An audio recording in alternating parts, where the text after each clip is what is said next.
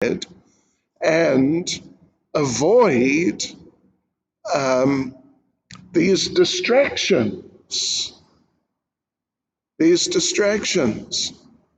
There are different stories about people who are meant to be sannyasis and meant to be free of all these obligations, and in that way able to focus without distraction, or at least with a minimum of distraction, to focus on their Krishna consciousness. There's the famous story of Puna Mushika Bhava, which Srila Prabhupada told on a few occasions. You're probably familiar with that story, Puna Mushika Bhava, famous story.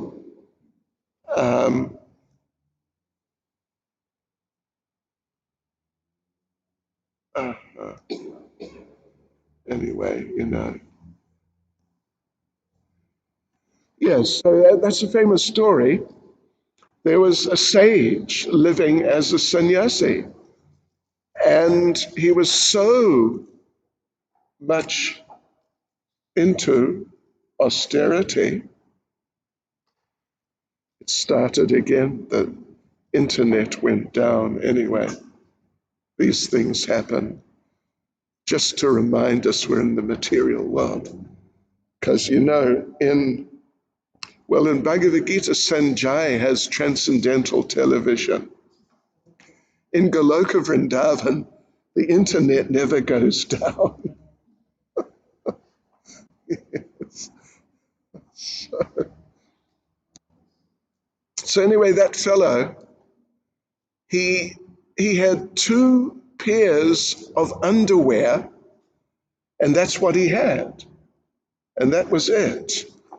And he would change from one into the other, and then wash the one and let it dry, and then later on he would change into that and wash the other, that sort of program, and that was it. But he felt that this is a bit awkward. I have to wash my underwear. I need someone to help me to wash my underwear. Then I'll just be completely free. I mean, I'll have to change the underwear, but I won't have to wash it and hang it up and check it and all that. So he went to ask one of his friends in the nearby village, "Can you help me?" And the friend said, "You need a wife. She'll wash your underwear, and then you'll be free." So he thought, great. And the friend told him, I happen to have a spare one available. So yeah, take this one. And he did. And the first day she washed his underwear, and he felt, wow, this is great. And cook too. Yeah. He felt this was wonderful. Now I'm free. I don't have to cook. I don't have to wash my underwear.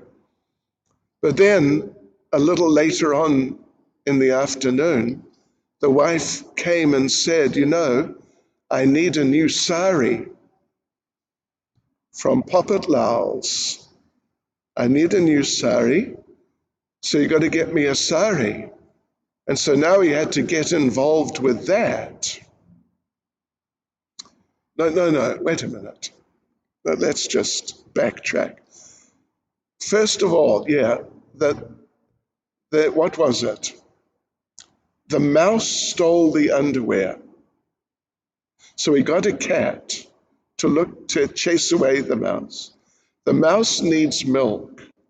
That's a distraction. He got a cow. Now the cow's supplying milk to the cat, that helps.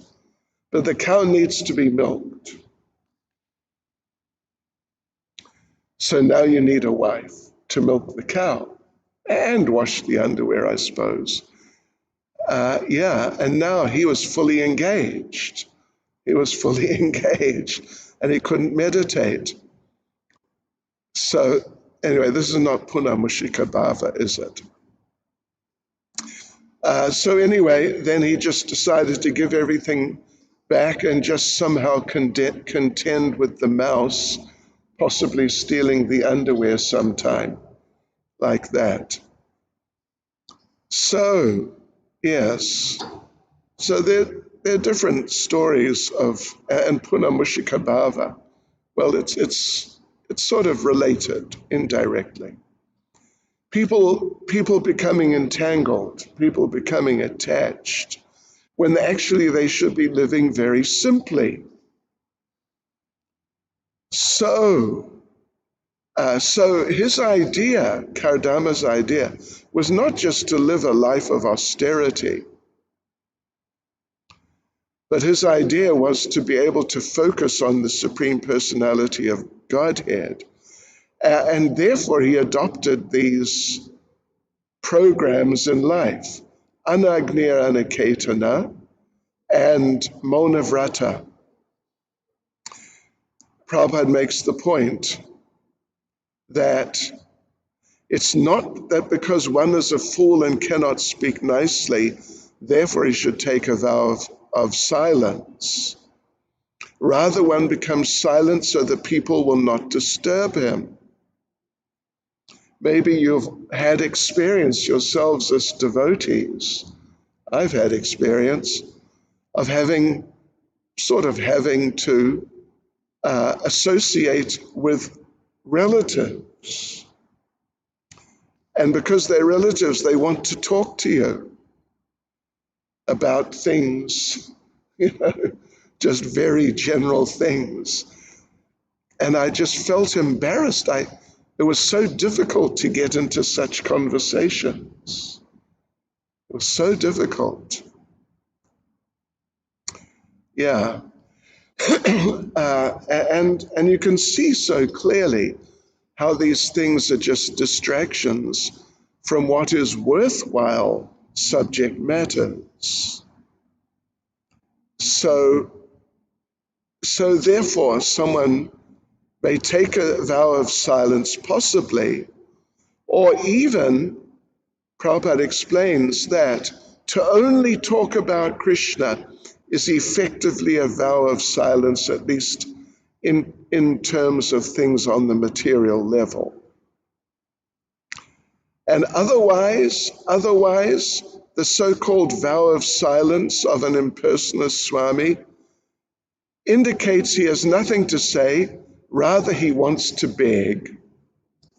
Rather he wants to beg. Yeah. So the silence of Kardama Muni was not like that. He's Muni, he's Kardama Muni. And Muni indicates Muni one is called a Muni when he remains grave and does not talk nonsense. And Prabhupada gives very good example of this was Maharaj Ambarish. He only spoke about the pastimes of the Lord. So Mona necessitates refraining from nonsensical talk and engaging the talking facility in the pastimes of the Lord.